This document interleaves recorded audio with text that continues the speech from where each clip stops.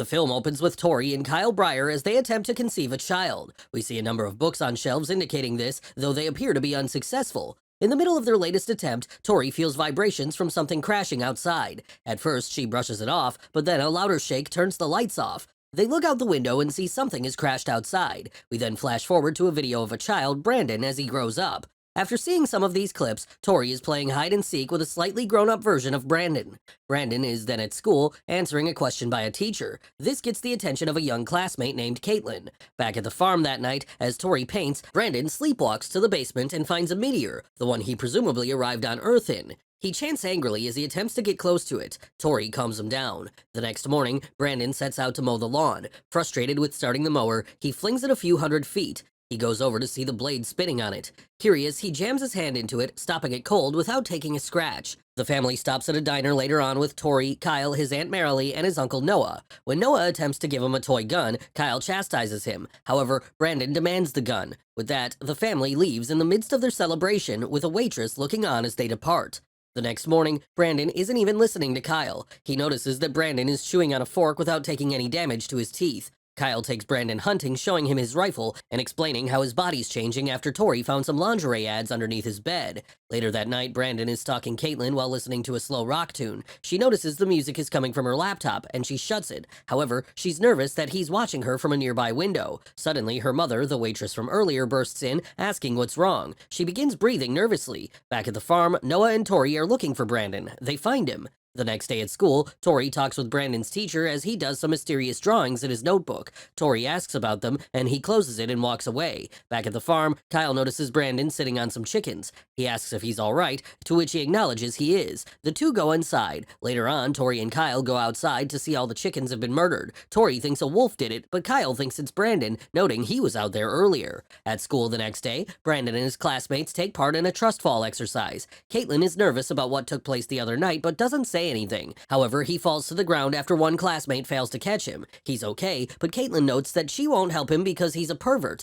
Brandon says it's a lie. The coach forces her to help him up, but he takes her hand and suddenly breaks it, sending her screaming. He's then in the office, with Tori explaining to Caitlin's mother that he's sorry and accidents happen. The mother, however, isn't so sure. She demands the sheriff arrest him, but he refuses. He'll be in special sessions in school instead. Meanwhile, Brandon just sits there looking sad as they continue to argue. The mother insists that a psycho gave birth to him, but Tori defends him. The family leaves, but not before Brandon gives her a menacing stare. Later that night, he hears Kyle and Tori talking about him. Tori then reads up on meteors, but then notices something happening in the barn. Brandon experiencing something glowing, possibly from the meteor. She rushes out to check on him, only to find him levitating in the barn. He continues to chant, "Take the world," as she approaches. He falls and cuts his hand on part of the meteor. She goes down to recover and talk him back down. He freaks out and explains that he came from the sky, and he yells that she lied to him and runs off. She goes and tells Kyle what he discovered with the meteor. Angry as he walks along, Brandon screams and fires lasers from his eyes. Later, he visits Caitlin in her bedroom as she types with her one hand on her laptop.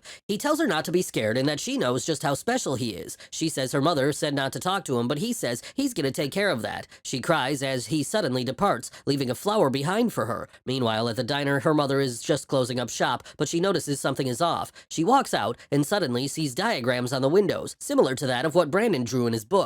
The lights begin flickering. Suddenly, the windows shatter and the mother removes a piece of glass from her eye. She looks around and doesn't see anything, but she knows someone is there. She grabs a baseball bat, only to see a shadow figure fly at rapid speed. She takes a swing but doesn't hit anything, then retreats to the cooler in the back, locking the door. She scrambles for safety, only for Brandon to burn through the door with his laser vision. He tears the door off and looks menacingly at her before he charges and presumably kills her. The next morning, Brandon meets with his parents, telling them everything is fine with how things were explained. Back at the diner, a sheriff and his deputy investigate what happened, including what's left of her body. The sheriff locates one of the diagrams on the window that Brandon drew. Marilee, who's also a counselor, tries to talk to Brandon, but he's despondent in terms of explaining what's going on. The session pretty much goes nowhere, and Marilee considers talking to the police about his behavior. Later at a bar, Kyle talks with his friends about what went down with Caitlin's hand, and he starts to think his son is a monster. Marilee, back at home, is doing things in the bathroom as the lights flicker on and off quickly. Brandon shows up at Marilee's house later on and says he needs to talk to her.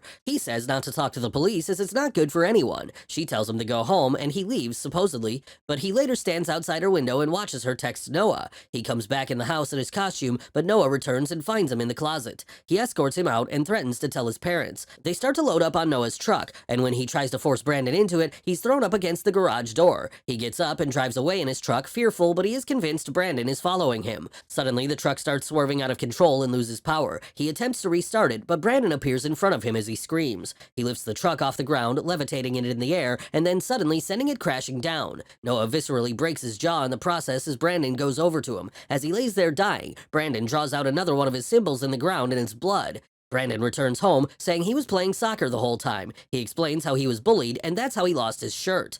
That night, Kyle has a nightmare that shows him how Tori first found the baby in the meteor and chooses to adopt him. However, it startles him when his eyes suddenly light up with lasers. The phone awakens him, and Kyle and Tori are called to the hospital where Marilee is. She explains Noah was killed, and they comfort her. She explains that Brandon came to visit beforehand, which concerns Kyle. The next morning, they gave Brandon the news about Noah, but all he says is okay. Kyle now wonders what's up with that and accuses Brandon of being there. Tori tries to calm him down, but he just gets angrier. Suddenly, Brandon shoves him into the pantry, breaking the doors in the process. Tori sends him away. Later, Kyle finds Brandon's shirt and notices a little blood on it, but manages to take it away without him noticing. He apologizes for earlier, but Brandon just says okay again. Later, Kyle explains to Tori what he found, but she refuses to accept what he's saying. Meanwhile, the sheriff takes a close look at the accident and notices similarities with the diagram from the window and what was drawn on the ground.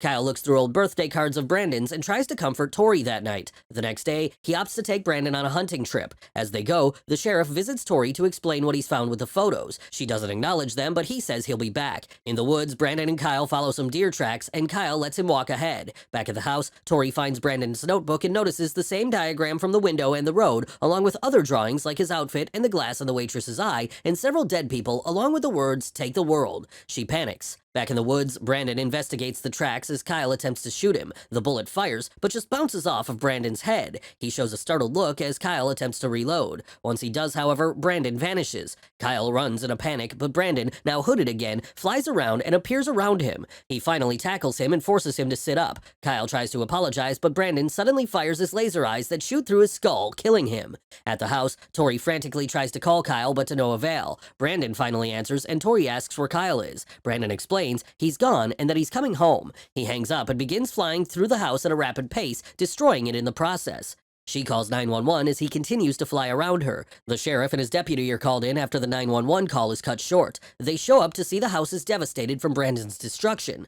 Tori starts to come out of the house as the sheriff calls out to her. However, before she can talk with him, Brandon rushes him and rips him to shreds. Panicking, Tori and the deputy make their way inside the house. Tori goes upstairs to hide as the deputy cocks her gun looking for Brandon. She calls for backup. She walks around the house and sees Brandon appear in front of her and then suddenly behind her. The sounds of her being torn apart by him can be heard by Tori. She continues to be quiet as Brandon looks around for her. She makes her way out the window and crashes to the ground. Tori makes her way to the barn where the meteor is located. She remembers earlier where Brandon was injured in his fall and rips off a shard from the meteor. She finds the body of the waitress as she hides the shard and calls for Brandon. He shows up, hooded and all, and she explains that he means everything to her. She goes to take his hood off, and he looks at her innocently. The two embrace, and she prepares to stab Brandon with the shard. However, he catches her hand, forcing the shard out of it. Angry, he flies her into the air, several hundred feet into the air. He gives her one last look, holds her out, and drops her to death. As he levitates in the air, an oncoming plane comes towards him. The next day, the wreckage from the plane is shown on the ground with no survivors from the crash. It's reported that the plane crashed into the farmhouse with Kyle and Tori inside.